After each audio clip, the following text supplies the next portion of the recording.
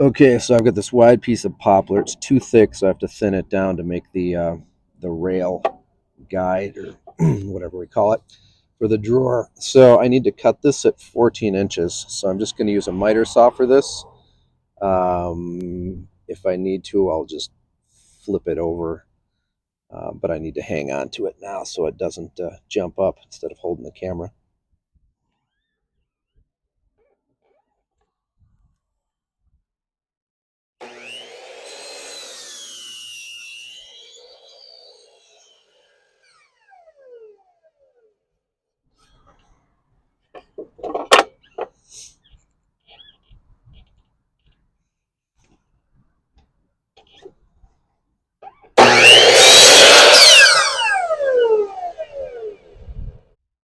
Mission accomplished.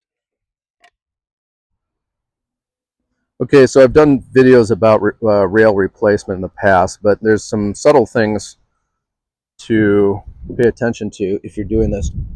Obviously, you need to cut this channel. This is 1 inch here. This is 2 1/4 out to the edges, and then it's 5/8 thick. So if you have 3/4 stock, you're gonna have to thin it somehow. You can run it through a table saw and then sand it down. You can use hand planes, whatever you have available. You can do it before or after you cut the channel. I don't know if it makes that much different depending on the tools you have. But here's something important. You want to send this nail straight down into the plywood, and then this one goes in at an angle. So I would pre-drill this with a teeny tiny drill bit so that it's tracking the right way. You'll see that this one, the hole is already for straight down, and then there's one here, but it goes into the body of the dresser. This plywood is not thick enough to receive a fastener or a nail. Okay, so before things get loud, I am going to cut a little bit more than a 2 1/4 inch strip off this, and then I'm going to flip it over because this board has a bit of a cup, I think. So I'm going to go through on this side where I can kind of keep it flat, and then I'm going to turn it around and go through and try to reference that edge, keep it flat, and then if there's enough left, I don't think it's that wide, but maybe I'll just send it through. You don't need a bandsaw to do this. I have a little one. It's a Wen. It's down in my basement here. You can take a longer board, you can clamp it down, and then you can use a circular saw with what's called an edge guide. There's a kind of a guide that it'll go in and out of the saw, and so you just set it up for 2 1/4, and then you cut it. It gets tricky to cut the track, but you could also use the edge guide and the saw to just cut a bunch of channels the length of the board, and then you chop them out with a chisel, and then you kind of shave them out. So if you don't have hardly any tools besides a circular saw, you can make guide rails. It's just if you've got a band saw, this is obviously one way to do it. I'd like to be using the table saw, but my circumstance at the moment forces me to do everything inside. I'm kind of babysitting at this moment. So you do what you can with what you got. If you want a bandsaw, you probably know this, but you want to lower your guide just above the workpiece to helps keep the blade from wobbling side to side. So I think we're good there. Time to do some cutting.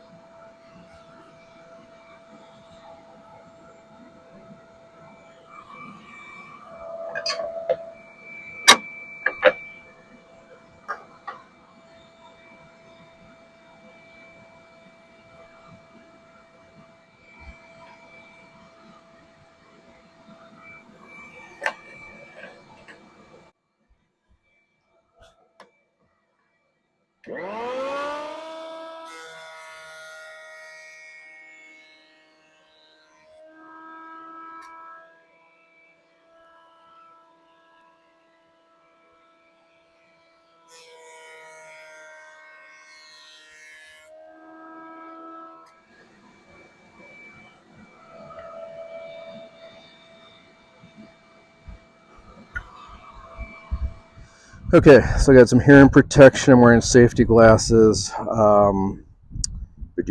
These are my micro jig speed push blocks. These are great, very simple, very effective. I also have their big brothers, but this is plenty. I just need to keep this flat and give it a shove through the cutter. And these are good with, it's actually ideal, the narrower stock, as you can see. So I'm set there. I'm going to sneak around back. And you're going to see. So the bit is set to go through about the middle of the board. So what's going to happen is I'm going to take the board. If I can grab it here, I'm going to take the board. I'm going to run it through. Then I'm going to turn it around and run it through again. What that's going to do is every time I turn it around, it's going to move a little bit off center. And I still have to figure out my depth of cut, but I'm just going to take a little bit off. That's set to about 1/8. And so I'm going to take a little bit off, and when I turn it around, it moves the cutting action off center. And what that does is it widens it a little bit every time. So I'm going to try and find where I'm exactly at 1 inch when I come through and do a pass, and I flip it around, do another pass.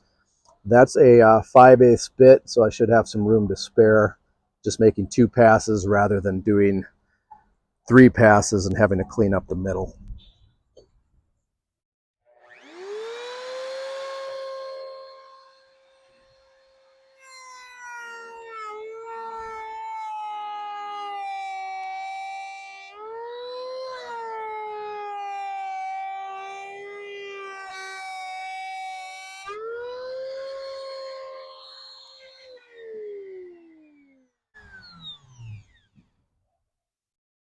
So it's an old bit, and you'll see it's a little shaggy, but there's my starting groove.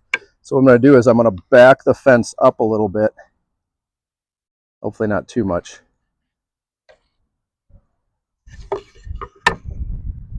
And then I'm going to widen that cut. And then I'm just going to keep sneaking up on it until I can measure out 1 inch for that groove. Right now it's 5/8, just like the cutter. So we'll make another quick pass and see where we're at.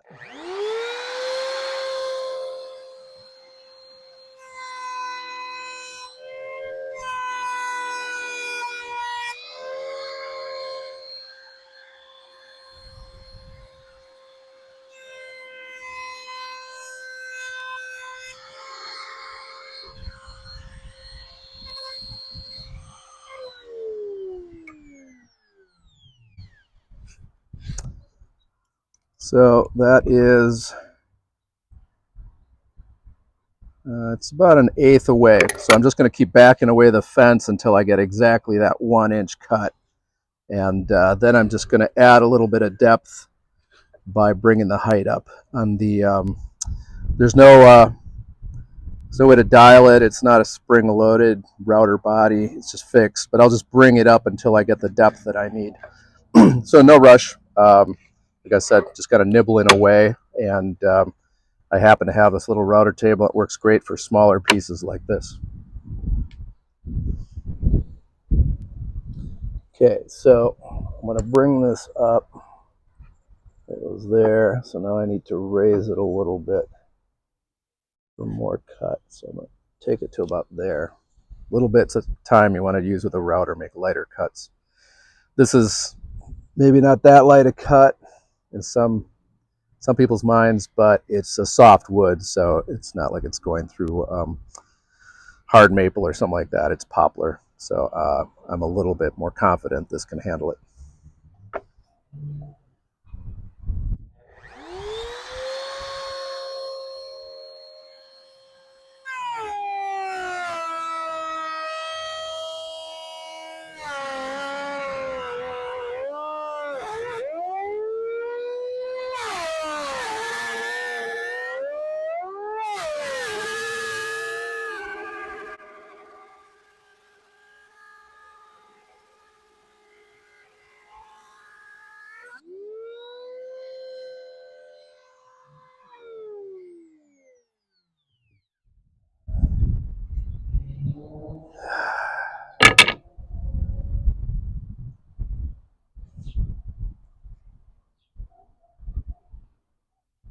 All right, so my dull bit came loose. As you can see, it started kind of grabbing onto the wood, and then it got way too thin, way too fast, and just chewed through the blank here. All right.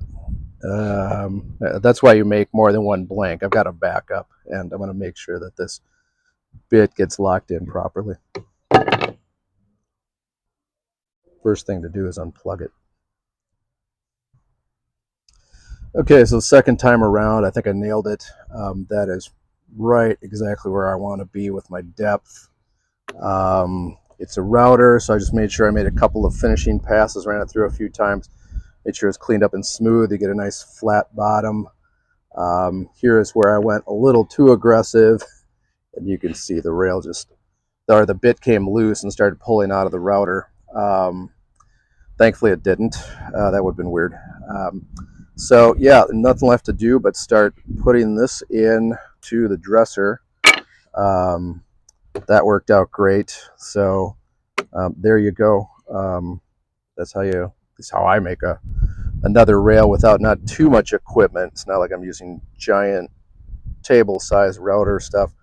But like I said, if you're in a pinch, and all you have is a circular saw, what you do is you take a longer board, clamp it over here, send it out to where you can use the edge guide on your router, or maybe a clamp, a piece of wood here. And so you want to cut a channel, you want to cut another channel, and then you just take the circular saw, go back and forth a bunch of times, and then you can take a chisel, knock it out, and then you can carefully kind of scrape out what's in there with a little bit of sanding.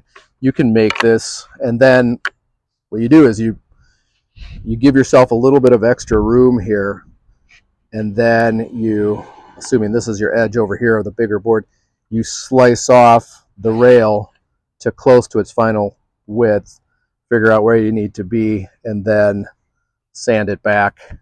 Or if you have a hand tools, you can carefully plane it back after you've marked a uniform width all the way across. So it can be done. You don't need the bandsaw, you don't need the router bit. If you got some time, you got a circular saw or even a router, you could clamp the board. And I've done that where I just run the router along the rail, and then I slice off the finished product. So anyways, hope this helps. Please like and subscribe, and I think that's about it.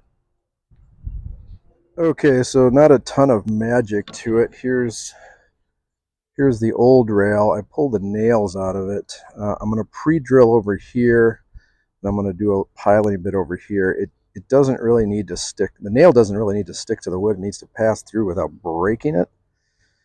And so I'm just going to pre-drill a couple of holes. I'm actually going to use this as a guide so I know where to put it in the new rail. So I just try to line them up, and there's not a whole lot to Poplar, so that's all I need. As far as this goes, I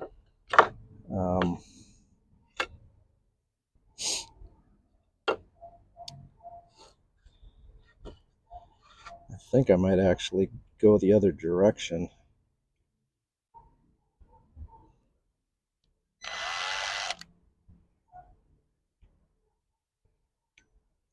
Actually, I might.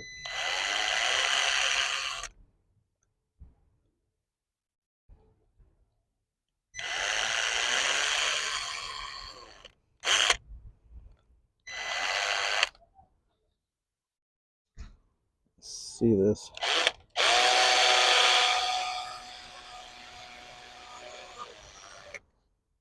That's way too much angle. Way too much. I'm going to do it again over here.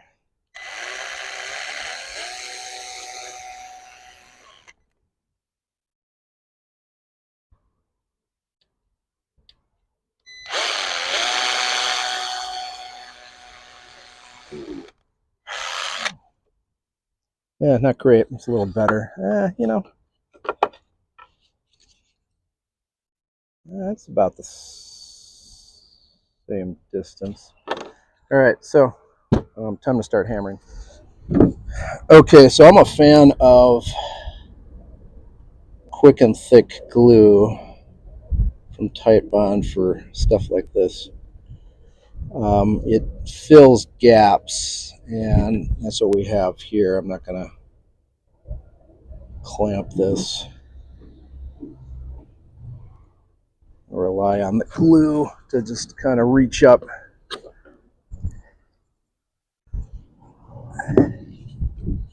And so this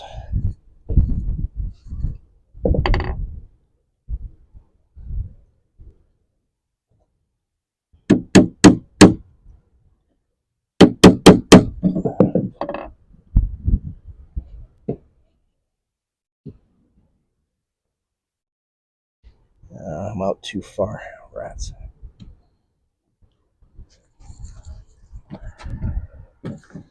Quick fix.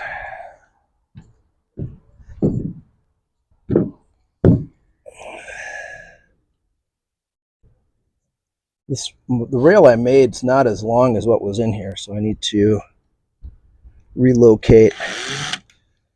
Actually, a little bit of angle doesn't hurt. Use a vintage nail, world's most adorable hammer.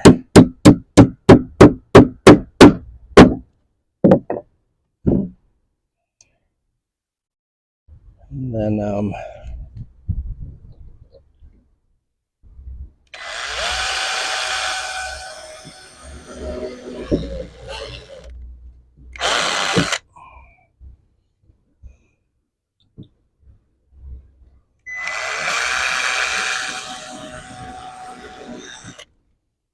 hope I don't hit the, might use fresh nails for this.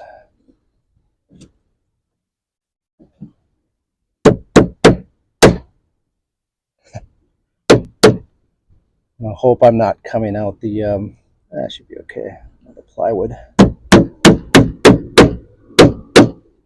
So I think most of the strength is going to come from the glue part of this. So to help the glue out, I might put something heavy in here, like a rock, but that's pretty much it. I might put some glue blocks in here. It didn't come with any, but I think it'd be a good idea for a drawer this big. So I can't leave my drill in here, but that's the idea. Just put a weight in there and help smush it, compress everything, and then the glue can do its thing. All right. Thanks for watching.